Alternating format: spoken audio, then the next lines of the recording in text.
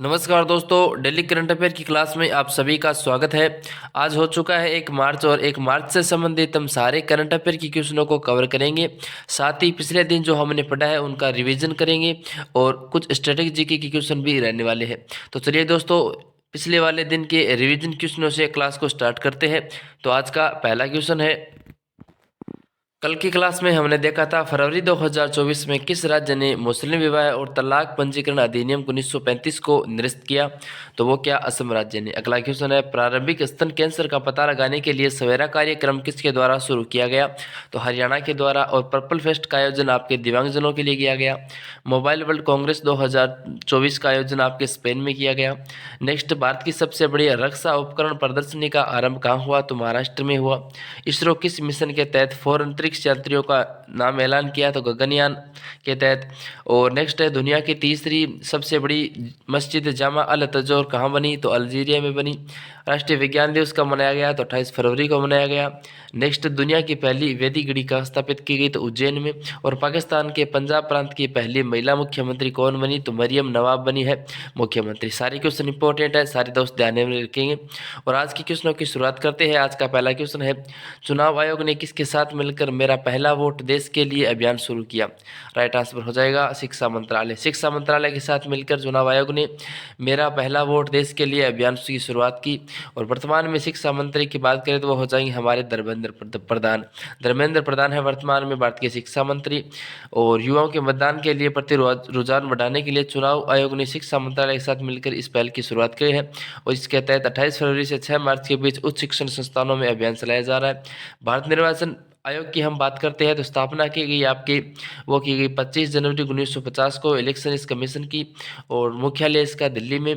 अध्यक्ष हो जाएंगे वर्तमान में राजीव कुमार। पहले अध्यक्ष कौन थे, तो वो थे आपके सुकुमार। बात करते हैं भारतीय निर्वाचन आयोग की, तो ये किस अनुच्छेद के तहत आता है। तो ये आपके अनुच्छेद 324 से 329 के तहत आता है। तो सारे पॉइंट इंपॉर्टेंट है, सारे दोस्त ध्यान में रखेंगे। साथ ही बात करते हैं हम कुछ इंपॉर्टेंट अन्य पॉइंट की। तो जो हम बात करते हैं कि एक श्री योजना होती है। श्री योजना होती है वो किस मंत्रालय के तहत आती है। तो श्री योजना होती है वो आपके शिक्षा मंत्रालय के तहत आती है।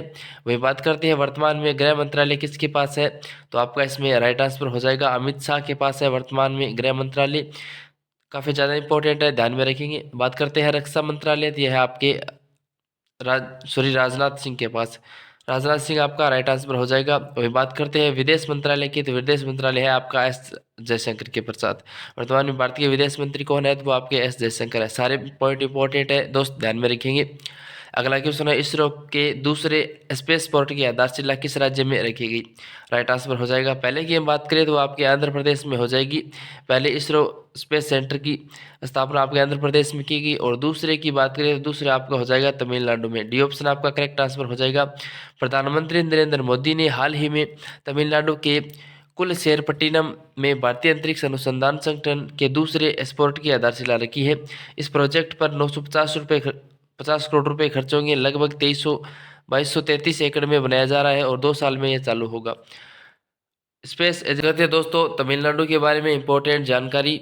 तो तमिलनाडु की राजधानी हो जाएगी चेन्नई। राज्यपाल है RN रवि। मुख्यमंत्री है MK स्टालिन।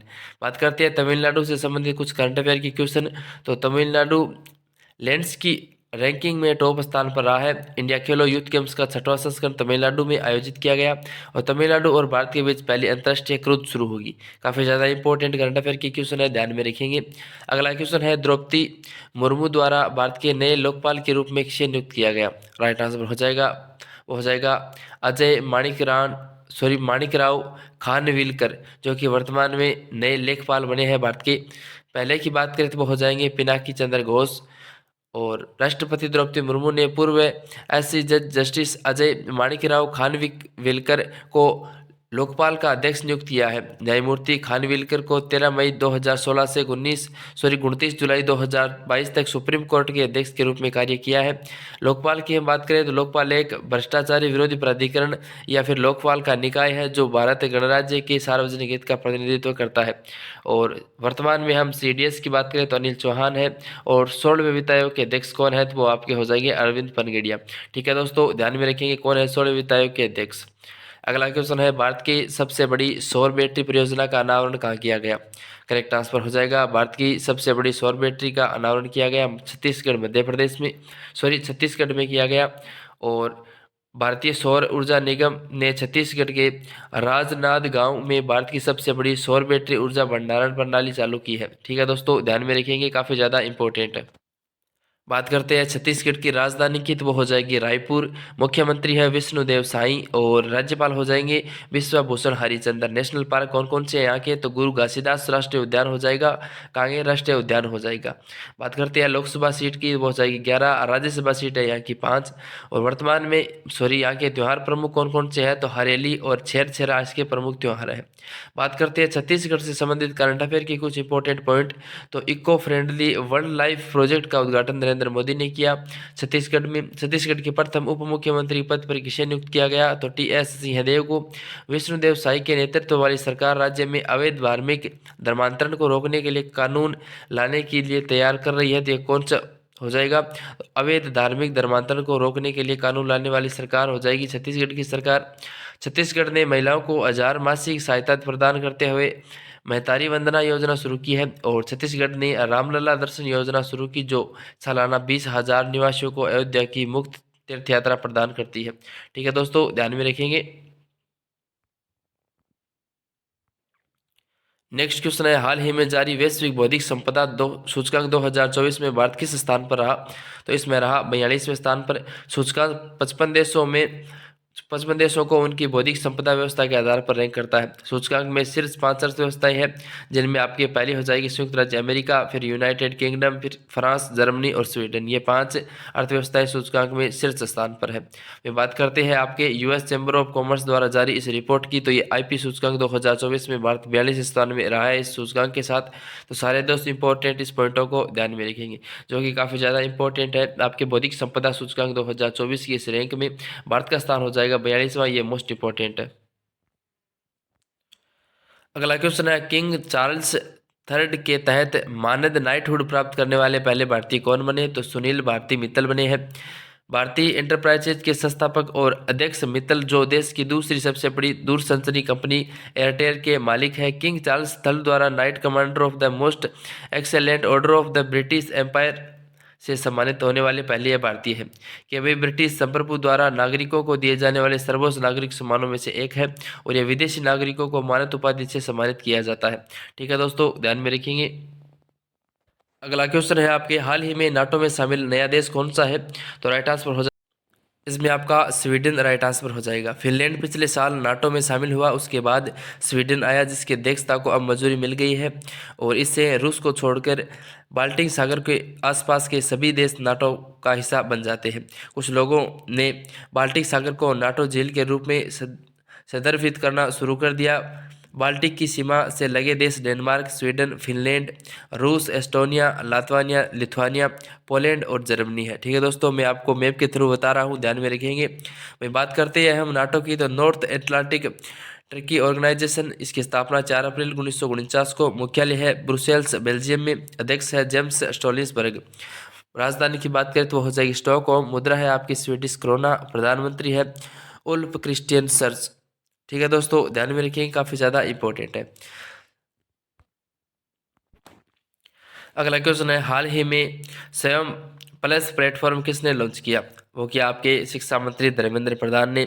शिक्षा मंत्री धर्मेंद्र प्रधान ने 43 एम से अधिक छात्रों और पेशेवरों को लक्ष्य करते हुए NEP 2020 की पहुंच को बढ़ाते हुए स्वयं प्लस को लॉन्च किया है। स्वयं प्लस व्यक्तियों को ऑनलाइन पाठ्यक्रमों के माध्यम से काम और पढ़ाई के बीच संतुलन बनाने और कौशल और करियर की संभावनाओं को बढ़ाने में सक्षम है।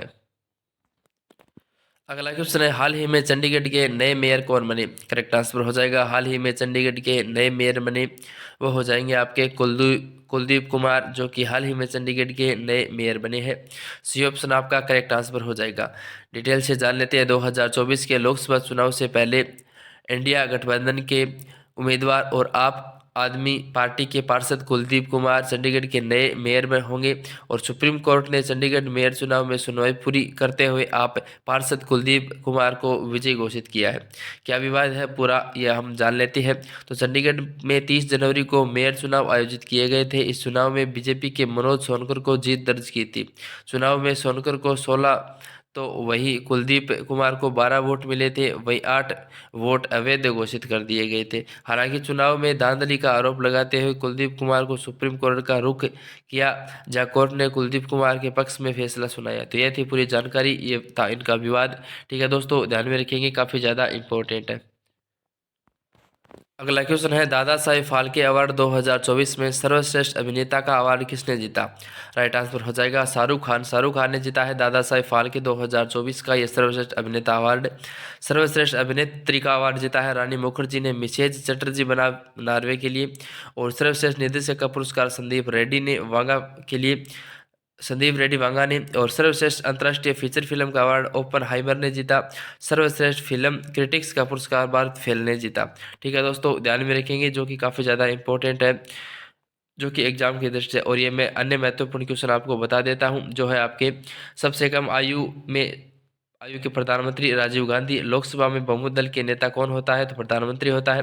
कौन से प्रधानमंत्री की नियुक्ति वक्त में किसी सदन के सदस्य नहीं होते, तो एच डी देवगौड़ा।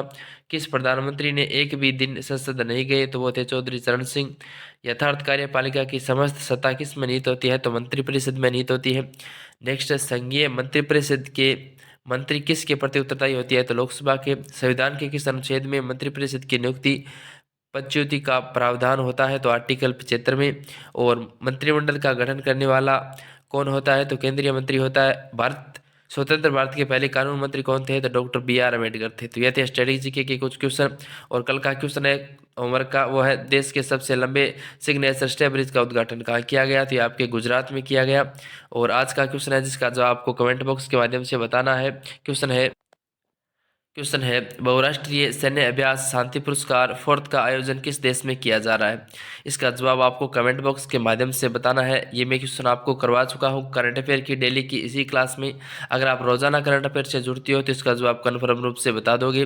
ठीक है दोस्तों, और मस्त रहिए, खुश रहिए, सलामत रहिए, और इसी प्रकार डेली करंट अफेयर से जुड़ते रहिए। मिलते हैं नेक्स्ट क्लास में इसी जोश और जुनून के साथ। तब तक के लिए नमस्कार, जय हिंद, जय भारत।